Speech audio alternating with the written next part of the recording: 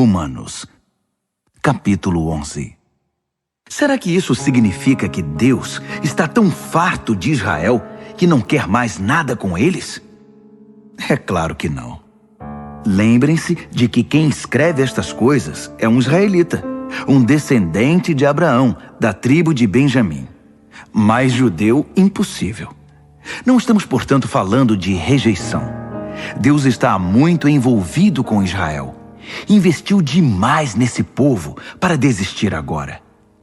Elias, angustiado por causa desse mesmo Israel, clamou em oração: Deus, eles mataram teus profetas, destruíram teus altares. Só eu sobrevivi e agora eles estão atrás de mim. Lembram-se da resposta de Deus? Eu ainda tenho 7.000 que não desistiram. 7.000 que são leais até o fim. É a mesma coisa hoje. Ainda há uma minoria fiel e atuante. Talvez não muitos. Provavelmente mais do que vocês pensam. Eles estão firmes, não por causa do que pensam que ganharão com isso, mas porque estão convencidos da graça e do propósito de Deus em chamá-los.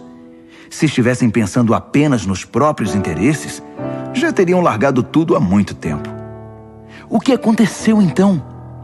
Bem, quando Israel tentou se acertar com Deus por esforço próprio, perseguindo os próprios interesses, não obteve sucesso. Os escolhidos de Deus foram os que deixaram Deus buscá-los pelo interesse que tem por eles. Como resultado, receberam um selo de aprovação. O Israel interesseiro tornou-se insensível a Deus. Moisés e Isaías comentaram a respeito. Farto de suas reclamações e do seu egoísmo, Deus obscureceu sua visão e entorpeceu seus ouvidos. Trancou-os numa sala de espelhos, e eles estão lá até hoje. Davi estava preocupado com a mesma coisa. Tomara que adoeçam ao comer a comida preparada por eles mesmos. Que quebrem a perna andando em seus caminhos egoístas. Tomara que fiquem cegos ao contemplar seus espelhos. Que tenham úlceras ao brincar de Deus. A próxima questão é: os judeus foram derrotados? Excluídos para sempre? A resposta é um enfático não.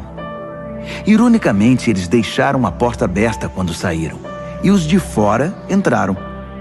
O resto, vocês sabem. Os judeus começaram a pensar que talvez tivessem perdido uma coisa boa. Mas se a saída deles impulsionou essa migração mundial de não-judeus para o reino de Deus, imaginem o efeito da volta deles. Que lindo retorno será. Mas não quero continuar falando deles. São vocês, os de fora, que me preocupam. Minha tarefa pessoal se concentra nos chamados de fora. Por isso me esforço ao máximo quando estou entre meus parentes israelitas, os chamados de casa, esperando que eles percebam o que estão perdendo e queiram se envolver com o que Deus está fazendo. Se a queda deles iniciou essa migração em escala mundial, sua recuperação produzirá algo ainda maior, uma volta em massa para casa. Se a primeira coisa que os judeus fizeram, ainda que prejudicial para eles, resultou no bem de vocês, pensem no que acontecerá quando eles acertarem o passo. Tudo isso provém de uma raiz santa, plantada e cuidada por Deus. Se a raiz principal da árvore é santa, há espaço para frutos santos. Alguns ramos foram podados, e vocês, ramos de oliveira selvagem, foram enxertados. Mas o fato de vocês serem alimentados pela raiz santa e rica em nutrientes não os autoriza a tripudiar sobre os ramos podados. Lembrem-se de que vocês não estão alimentando a raiz. Ela é que está alimentando vocês. Assim é possível dizer: outros ramos foram podados para que eu pudesse ser enxertado. Muito bem, mas eles foram podados porque eram dispensáveis, não mais ligados pela fé e pelo compromisso com a raiz. A única razão pela qual vocês estão na árvore é porque o enxerto de vocês pegou quando creram e porque vocês estão ligados à raiz que nutre a fé. Por isso, não fiquem vaidosos. Sejam humildes e prontos em relação à raiz que os mantém verdes e vivos. Agora, se Deus não pensou 2 vezes para podar os ramos naturais, por que hesitaria em cortar vocês? Ele o faria sem vacilar. Fiquem atentos ao amor bondoso e à terrível severidade que coexistem em Deus. Misericórdia zero para os ramos mortos, bondade total para os enxertados. Mas não considerem só a bondade. No momento em que virar ramo morto, vocês serão cortados. E não se sintam superiores aos ramos podados que caíram ao chão. Se eles saírem do estado de morte, poderão muito bem ser enxertados outra vez. Deus pode fazer isso. Ele é capaz de enxertos milagrosos. Porque se Ele pôde enxertar vocês, ramos cortados de uma árvore qualquer, numa das árvores do pomar, Ele não terá dificuldade de enxertar de volta na árvore de origem ramos que cresceram nela. Alegrem-se por estar na árvore e esperem o melhor para os outros. Quero ser o mais claro possível, amigos. O assunto é complicado. É fácil interpretar errado o que está acontecendo e, com arrogância, presumir que vocês são a realeza e eles apenas o povão excluído. Mas não é assim.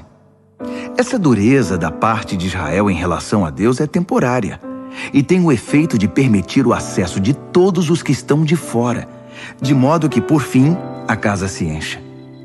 Antes do fim de tudo, haverá um Israel aperfeiçoado. Está escrito: um campeão virá das montanhas de Sião. Ele purificará a casa de Jacó.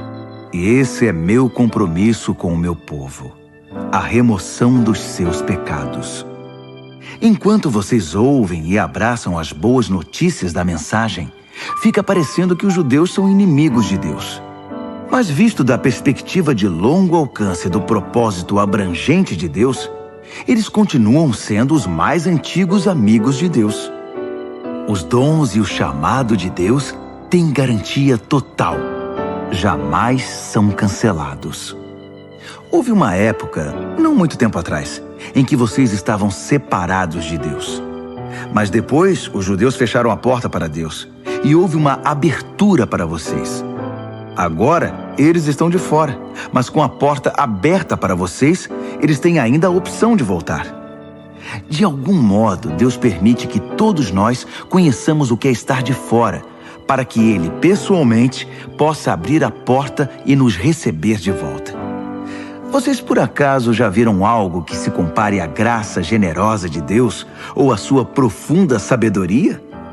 É algo acima da nossa compreensão, que jamais entenderemos. Há alguém que possa explicar Deus? Alguém inteligente o bastante para lhe dizer o que fazer? Alguém que tenha feito a ele um grande favor? Ou a quem Deus tenha pedido conselho?